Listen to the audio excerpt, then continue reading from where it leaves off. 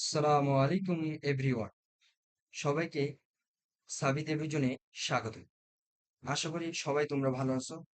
তো আজকে আমরা একটা শর্ট ভিডিও নিয়ে চলে আসছি ম্যাথের, মানে ছোট একটা ম্যাথ যেটা অনেক বড় বড় ম্যাথ করতে সাহায্য করবে। ছোট ছোট ম্যাথগুলো যদি আমরা ভালোভাবে বুঝতে পারি, সেগুলো আমাদের অনেক বড় ম্যাথ করতে সাহায্য করবে। সেরকম একটা ম্যাথ নিয়ে আমি আমার আজকের ভিডিওটা তৈরি করতেছি। তো চলো শুরু করা যাক। তো প্রথমে আমরা প্রশ্নটা দেখি কি বলছে। তো আমরা আগেই জানিনি যে আমাদের ম্যাথ করতে হলে আমাদের প্রশ্নটি আগে ভালোভাবে বুঝতে হবে। মানে প্রশ্নটা যদি আমরা বুঝতে পারি ভালো মতো, তাহলে আমরা ম্যাথটা করতে অনেক সাহায্য করবে সেটা। প্রশ্নটা সম্পর্কে ভালো আগে জানতে হবে।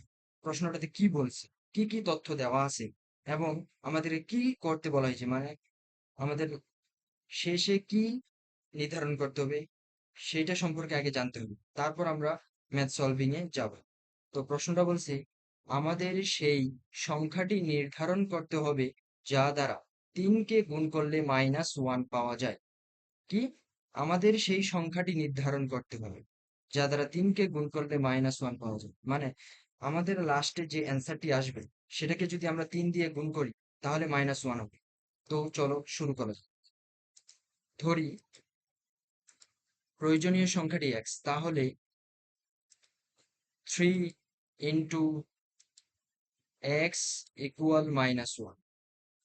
এই সমীকরণটা আমরা বের করলাম এই প্রশ্নটি দেখি। প্রশ্নটিতে বলা হয়েছে আমাদের সেই সংখ্যাটি নির্ধারণ করতে হবে যা দ্বারা 3 কে গুণ করলে -1 পাওয়া যায়। মানে সংখ্যাটি হচ্ছে এক্স, এই সংখ্যাটি হচ্ছে আমাদের উত্তর।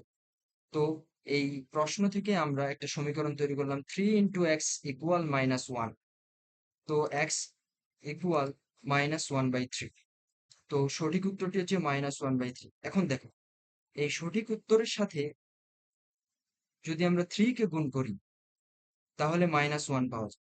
এই সঠিক উত্তরের সাথে যদি আমরা এখানে 3 দিয়ে গুণ করি তাহলে এই -1 পেয়ে যাব। তো বোঝাই গেল আমাদের সেই সংখ্যাটি হচ্ছে -1/3। থ্যাংক ইউ এভরিওয়ান, দেখা হবে নেক্সট ভিডিওতে।